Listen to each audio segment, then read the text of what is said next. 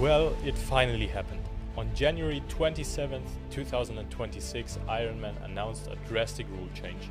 They moved the draft zone on the bike leg from 12 to 20 meters, and on the same day Challenge Roth announced that they would do likewise. With the PTO already using the 20-meter rule, there seems to be some unity back in the triathlon world when it comes to one of the most asked for rule changes of the last 5 years. While not everybody is in favor of this new rule, everybody can agree that it will bring a huge change to the dynamics of professional racing for the next few years. But is this change good or is it bad?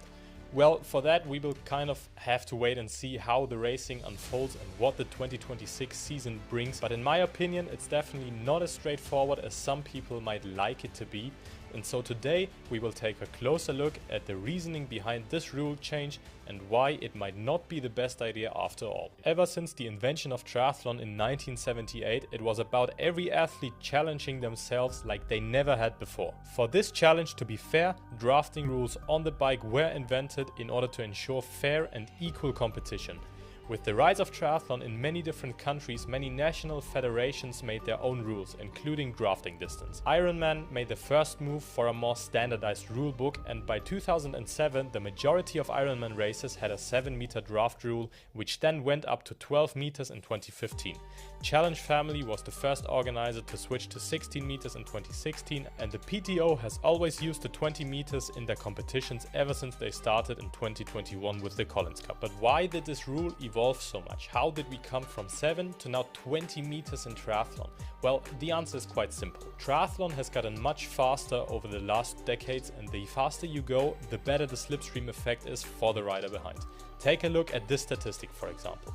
Since the year 2000, every discipline in the Ironman Hawaii got significantly faster. But look at just how much faster the bike leg has gotten.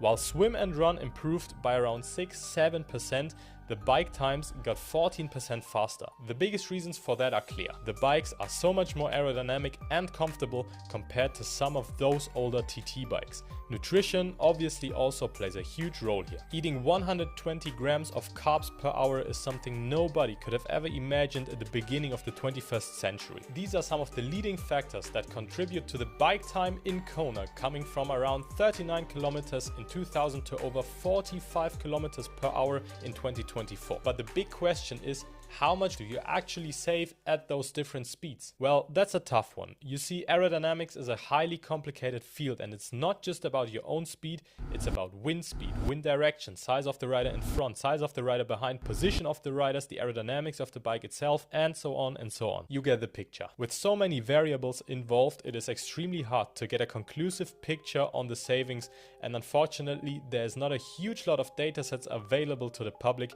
with Ironman themselves not sharing the numbers on how their tests went, but we can still get a decent estimation by looking at some other sources. This study, for example, was done by a company called Aerofitting.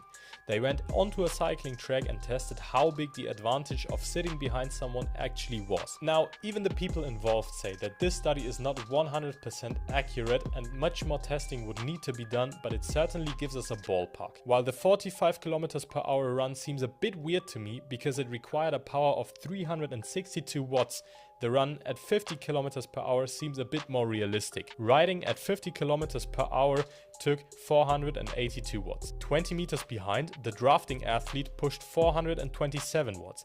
This is a 12% reduction. To get another view and some better insight into how the situation is at 45 km an hour, which is closer to average racing speed, we can take a look at this guy, Jean-Paul Ballard. He is the head of a company called Swisside, which many of you will have heard of. In a talk about aerodynamics 6 years ago, we saw this slide halfway into the presentation. This graph right here shows the savings at a certain distance at 45 kilometers per hour. If we look at where 12 meters should be in the graph, we can see that this shows a saving of around 12%. At 20 meters, we see 8.9% saved. Since the first study was done at 50 kilometers per hour, we can say that in laboratory conditions, a saving of 9% at 45 km an hour seems quite realistic. In real-world conditions, though, this number might be lower due to varying wind strength and direction, but there is, in my opinion, no way that the saving is below 5% during a race. And we are talking only about the second rider here. But let me show you how this translates to a real triathlon race. Since triathlons are normally lap courses, which leads to both head and tailwind sections, we can confidently calculate with those aforementioned 5%. Remember though, in my opinion, this is the bare minimum. The number can be higher, of course. For the pros, 45 kilometers an hour for a middle distance should be somewhere between 320 and 350 watts normalized, depending on the course, obviously. Again, we calculate with the lower number and see that the second athlete saves at least 16 watts. Now, this might not seem huge, but it can save you 4 minutes within a 180 kilometer bike ride. So all this research just shows even at 20 meters drafting distance, you still have a not so insignificant drafting effect. And in times where athletes are happy about 10 watts gain from a day in the wind tunnel, 16 watts seem like quite a lot, which they obviously are. But why am I telling you this? Because the argument of making this an individual effort, again, it just doesn't work for me. Yes, the draft advantage is lower, but it's still there and not just marginal. But there is another question. Was triathlon ever really a solo effort? Well, the answer is only one, and that's no. Athletes can still swim and run as close together as they want. While slipstream on the run really is marginal, the swim is and always was defined by how hard it is to create gaps because of the huge savings athletes have when swimming on someone's feet. But apart from the physiological factors, there is another one that's especially important on the run. There is a reason why the best runners in the world have pacers. From the pro marathon runner to your local 5K amateur, psychology is clear that running in second position is perceived as easier. One of the reasons for this is the reduction of so-called mental load. When you lead, your brain constantly needs to make decisions and calculate things like how fast do I go, can I seek shelter from the wind somewhere, and so on. By sitting behind someone, you delegate this mental work to the person in front. The only thing you now need to do is to keep the feet of the athlete in front of you. According to this study, which I linked down below, this shift to an external focus prevents mental fatigue, making the effort feel significantly less taxing. But there is another, even more interesting phenomenon involved, and that is social facilitation.